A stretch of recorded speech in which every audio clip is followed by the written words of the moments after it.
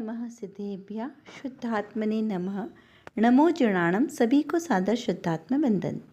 आज कार्तिक कृष्ण द्वितीया का यह शुभ मंगल पावन दिवस है और आज जो संदेश प्रसारित हुआ उसमें द्रव्य की स्वतंत्रता और हमारा प्रयोजन, कितना भी शास्त्र स्वाध्याय कर लें लेकिन आत्मज्ञान कितना आवश्यक है जीवन में, इसकी महत्व को बताया है। आत्मज्ञान ही ज्ञान है, शेष सभी अज्ञान, आत्म शांति का मूल है वीतराग विज्ञान।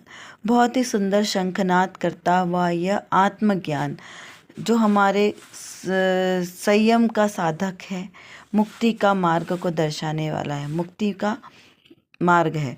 तो इस प्रकार चलिए पढ़ते हैं पहले आज का संदेश जो हमें आत्मज्ञान के महत्व को बताने वाला है। यहाँ पर लिखा है कि जीव भले ही चाहे जितने शास्त्र पढ़ ले, वाद विवाद करना जान ले, प्रमाण नए निक्षेप से वस्तु की तर्कणा करे, धारणा रूप ज्ञान को विचारों में विशेष विशेष फेरे, किंतु यदि ज्ञान स्वभावी आत्मा के अस्तित्व को ना पकड़े और तदरूप परिणमित न हो तो वह गे निमग्न रहता है। सब पढ़ गया, अनेक युक्ति न्याय जाने, अनेक विचार किए, परंतु जानने वाले को नहीं जाना, ज्ञान की वास्तविक भूमि दृष्टि गोचर नहीं हुई तो वह सब जानने का फल क्या? विचार कीजिए। शास्त्राभ्यासक का प्रयोजन तो ज्ञान स्वरूप आत्मा को जानना है। क्या कहा कि शास्त्र अभ्यास का प्रयोजन क्या है? क्या प्रतियोगिता परीक्षा, प्रतियोगिताएं की पुस्तकें भर भर कर इनाम प्राप्त करना है? कि प्रतियोगिता की पुस्तक भर के अपने ज्ञान का वैल्यूएशन करना है कि हमें कितना आता है और हमारे कितने नंबर आए, दूसरों के कितने नंबर आए? ये सब देखना क्या शास्त्र अभ्यास करने का प्रयोजन है? नहीं। अपना समय का सदुपयोग करना कि यदि हम दूसरा कुछ काम नहीं कर रहे हैं तो चलो समय का सदुपयोग करें, फ्री बैठें तो प्रतियोगिता परीक्षाएं भरें तो कुछ तो काम होगा हमारा। तो ये हमारा शास्त्र अभ्यास करने का प्रयोजन होना चाहिए क्या? नहीं, ये सब तो बाहर की बात है। मुख्य रूप से शास्त्राभ्यास का प्रयोजन एकमात्र अपने ज्ञान स्वभावी आत्मा को जानना होना चाहिए।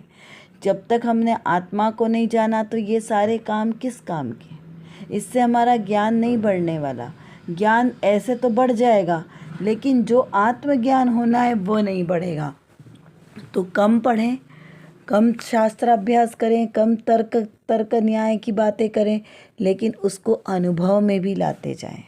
अनुभव के बिना सब बेकार है। तो यहाँ पर ऐसी हमें अनुभव गम्य बात को करने की प्रेरणा दी गई है। ये ऊंचा विचार है, इसका स्वच्छंदता ग्रहण नहीं करना कि जिन लोगों को शास्त्र स्वाध्याय की कम रुचि है उन्हें सोचना कि अरे ये तो कोई काम का नहीं है तो हम क्यों भरे, हम नहीं करें। ऐसा यहाँ पर उपदेश जैनागम में हमेशा ऊपर चढ़ने के लिए दिया जाता है, नीचे चढ़ने के लिए उपदेश नहीं दिया जाता। इसलिए छल ग्रहण नहीं करना। जिनकी तत्व ज्ञान को समझने की रुचि कम है तो उन्हें तो सबसे पहले इस प्रकार प्रतियोगिताओं के माध्यम से आगे बढ़ना है। लेकिन जब आगे बढ़ना प्रारंभ हो गया तो फिर वहीं पर स्थिर नहीं होना, फिर धीरे धीरे वहाँ से अपनी रुचि को हटा के इन शास्त्र स्वाध्याय को और गहराई से समझना है। क्योंकि शास्त्रों में बहुत मूल बातें लिखी हुई है, गुड़ वाली रहस्य की बातें लिखी है, अपने स्वभाव के सन्मुख जाने की। तो अभी आप बाहर से पढ़ेंगे तो बाहर का ही ज्ञान होगा, तत्वों की शब्दों से परिचय होगा, परिभाषाएं समझ में आएगी कि हे गे उपादेय क्या है, द्रव्य गुण पर्याय क्या है, नए निक्षेप प्रमाण क्या है। लेकिन इन सब को समझकर उसके बाद अपने स्वरूप को भी समझना है। तो धीरे धीरे अपनी स्टेज बढ़ाओ, गति पकड़ो, क्योंकि कब तक बाहर में भटकते रहेंगे, कब तक बाहर की पढ़ाई करते रहेंगे। अब आत्मा की पढ़ाई करने का समय आया है। तो अब अपने आत्मा को जानो, पहचानो, तो रुचिपूर्वक श्रद्धापूर्वक जानो, समझो, तो तब जाके हमें वो वस्तु पकड़ में आएगी। यहाँ कहा कि जीव भले ही चाहे जितने शास्त्र पढ़ ले। अब शास्त्र भी क्या है? पोथी पढ़ पढ़ जग मुआ पंडित भयानक होए, 2.5 अक्षर आत्म का पढ़े सो पंडित होए, समझे सो पंडित होए, जाने सो पंडित होए। तो यहाँ पर शास्त्र अभ्यास तो पढ़ लिया, सब वाद विवाद तर्क वितर्क भी जान लिया, पारंगत हो गए नए प्रमाण निक्षेप में, लेकिन वस्तु का स्वरूप नहीं जाना कि मैं कौन हूँ। धारणा रूप ज्ञान को विचारों में विशेष विशेष फेरा। धारणा रूप ज्ञान कौन सा है? मेरा आत्मज्ञान, जिसकी धारणा करनी है कि मैं आत्मा हूँ, मैं ज्ञायक स्वभावी आत्मा हूँ, ऐसा भी जान लिया। मैं अनंत शक्तियों का पिंड हूँ, अनंत शक्तियों का संग्रहालय हूँ, पर से निरपेक्ष स्व में रमण करने वाला मैं शुद्ध चैतन्य तत्व हूँ, अविनाशी हूँ। ये सब हमने रट लिया। क्या कहा? रट लिया। तो रटने से क्या आत्मा प्राप्त होगा? नहीं, धारणा में आ गया, विचारों में आ गया, बारंबार बारंबार हमारे विचारों में वही आ रहा है कि मैं ज्ञेय हूँ, मैं ज्ञायक हूँ, मैं ज्ञायक हूँ, मैं ज्ञायक हूँ। लेकिन क्या वो ज्ञायक की अनुभूति हो रही है कि हाँ मैं कैसा ज्ञायक हूँ? जैसे किसी ने हमें भला बुरा कहा तो हमें तुरंत अनुभूति हुई ना, किसने मुझे बोला, मेरा नाम लेके नहीं बोला। क्या किया? दूर से कमेंट पास किया, औपचारिक, बिना नाम लिए, लेकिन हमें समझ में आ गया ना कि सामने वाले ने हमें कमेंट किया है, तो हमें मालूम पड़ गया कि हमारे बारे में बात चल रही है। वैसे ही क्या हमें अनुभूति हो रही है कि जो आत्मा की बात कर रहे हैं हम, जो ज्ञायक स्वरूपी आत्मा का आत्मा कह रहे हैं, वो ज्ञायक स्वरूपी आत्मा मैं ही हूँ? ये मेरी ही चर्चा चल रही है। ये आचार्य देव जो करुणापूर्वक जो हमें बता रहे हैं कि मैं आत्मा कैसा हूँ, ये आत्मा कोई और नहीं, मेरी ही बात हो रही है। क्या ये अनुभव में आ रहा है? जिस क्षण ये अनुभव में आ जाए कि आत्मा की जहाँ बात चल रही है वो कोई और की नहीं, मेरी बात चल रही है, और हम वहाँ पे सजग हो जाएं कि अरे मैं ही वो शुद्ध आत्मा हूँ, वही परिपूर्ण ज्ञायक परमोत्कृष्ट आत्मा हूँ, स्वतंत्र आत्मा, परिपूर्ण आत्मा, निरालंबी आत्मा, निरावरण आत्मा, कर्म कलंक से रहित आत्मा, शुद्ध चैतन्य चिदानंद घन पिंड आत्मा, अविनाशी अनंत चैतन्य सुखधाम, सहजानंदमयी आत्मा मैं ही हूँ। जिस क्षण ऐसी प्रतीति हो जाए, बस वो क्षण ही अमूल्य है। हमें किसी बाहर की आदि उपाधियों की आवश्यकता नहीं है। बाहर में नौकरियां प्राप्त करने की ज़रूरत नहीं है, क्योंकि जो नौकरी करता है वो नौकर कहलाता है, और जो अपनी आत्मा का अर्थी है वो परमात्मा कहलाता है। तो यहाँ हम तो परमात्मा स्वरूप हैं, हम नौकर नहीं हैं, किसी के गुलाम नहीं है, ना इंद्रियों के गुलाम है, ना किसी नौकरी के गुलाम है, हम तो स्वाधीन है, स्वतंत्र हैं। तो ऐसा अविनाशी आत्मा का स्वरूप मैं हूँ, ऐसा विचारों में नहीं, परिणति में आना चाहिए। किंतु अगर अभी तक ज्ञान स्वरूपी आत्मा के अस्तित्व को हम नहीं समझ पाए और तद्रूप यानी उस रूप परिणमित नहीं हुए, तो वह जीव कैसा है? गे निमग्न है। उसे गे लुब्धता शब्द का प्रयोग किया है आचार्य देव ने कि गे लुब्धता गेयों की उसे कहते हैं ना, उसकी उसे महिमा आती है, अपने स्वरूप की महिमा नहीं आती। तो यहाँ गे लुब्धता नहीं बनना है, ज्ञायक लुब्ध होना है। अपने ज्ञायक की इतनी महिमा आनी चाहिए कि मैं परिपूर्ण स्वभावी आत्मा हूँ। तो जिस क्षण हमें अपने आत्म स्वभाव का आनंद आएगा, उस समय ये बाहर की आदि उपाधियाँ हमारा कुछ भी बिगाड़ नहीं पाएगी। हमें कोई फ़र्क नहीं पड़ेगा कि कोई हमारा मान कर रहा है या कोई हमें अपमान कर रहा है, कोई हमें कमेंट पास कर रहा है, कोई हमारी प्रशंसा कर रहा है, कोई फ़र्क नहीं पड़ेगा। क्यों? क्योंकि हमें अपने ज्ञायक की अनुभूति है ना कि मैं कौन हूँ, मैं कौन हूँ? मैं परिपूर्ण ज्ञायक स्वभावी आत्मा हूँ। जब ऐसी परिणति हमें आ जाएगी, तब सहज ही हमारा आत्म स्वभाव हमें परिलक्षित होने लगेगा। इस प्रकार से हमें यहाँ पर अपने आत्म स्वभाव को उग्र रखना है और उसकी प्रतीति करना है। बारंबार बारंबार बारंबार भेद ज्ञान, भेद ज्ञान, भेद ज्ञान, प्रति समय भेद ज्ञान की धारा वर्तती रहनी चाहिए। वही तो हमारा शास्त्र अभ्यास पढ़ने का फल सार्थक होगा। हमने कितने ही बड़े बड़े शास्त्र पढ़ लिए, लेकिन यदि आत्मज्ञान नहीं हुआ तो ये सब कोरा ज्ञान है, और कोरा ज्ञान किसी काम का नहीं है। ठीक है ना? इस प्रकार यहाँ पर आज के संदेश का अर्थ निकलता है। अभी हम यहाँ पर इसको संक्षिप्त में लेते हैं, विस्तार में अगली कक्षाओं में लेंगे। हम इसको आज की जो रत्नकणिका प्रसारित हुई है उसको भी एक नज़र डालते हैं, क्योंकि अभी हम मुख्य मुख्य पॉइंट पर चर्चा करेंगे, बाकी विस्तार से बाद में लेंगे। यहाँ पर प्रश्न किया है कि द्रव्य को अकारण पारिणामिक भाव किस प्रकार कहा गया है। क्या प्रश्न किया है कि द्रव्य को अकारण पारिणामिक भाव किस प्रकार से बताया है। पारिणामिक भाव यानी जो जीव का मूलभूत स्वभाव है, जो कभी परिणमित नहीं होता, जो बदलता नहीं है, हर परिस्थिति में, हर पर्याय में एक जैसा जो स्वभाव है, जीव का स्वभाव भाव, उसे कहा पारिणामिक भाव। और विभाव भाव जो कर्म की अपेक्षा से बार बार परिणमित हो जाएगा, उसे कर्म की निरपेक्षता वाला अपरिणामिक भाव कहेंगे। और ये पारिणामिक भाव जो कभी नहीं बदलता। यहाँ इसका समाधान करते हुए कहा कि द्रव्य को कोई कारण लागू नहीं होता कि वह स्वतः सिद्ध है। यानी कि द्रव्य को ऐसे अपेक्षा नहीं है कि कोई उसे बताए किसी कारण से कि इस कारण से द्रव्य स्वतः सिद्ध है। जैसे वर्तमान में यदि हम कहें कि गुरु से ज्ञान होता है, तो यह क्या हुआ, यह उसका कारणभूत कार्य हुआ कि हमने उसकी पराधीनता इसमें झलक रही है कि गुरु के कारण ज्ञान हुआ। अगर गुरु नहीं होता तो ज्ञान कहाँ से आता। तो यहाँ पे कहा ऐसा कोई कारण नहीं है आत्मा को जानने के लिए कि गुरु होगा तो ही ज्ञान होगा। आत्मा स्वयं ज्ञानम, आत्मज्ञानम स्वयं ज्ञानम, ज्ञानम अन्यत्र करोति किम। ज्ञान स्वयं ही ज्ञानवान है मेरा आत्मा, उसको किसी और कारण की आवश्यकता नहीं है। इस प्रकार यहाँ कहा कि जो द्रव्य का स्वभाव है ना, उसे कोई कारण लागू नहीं होता, वह तो स्वयं सिद्ध है, स्वयं से ही सिद्ध है। किसी के कारण से द्रव्य परिणमन करे तो द्रव्य पराधीन हो जाएगा।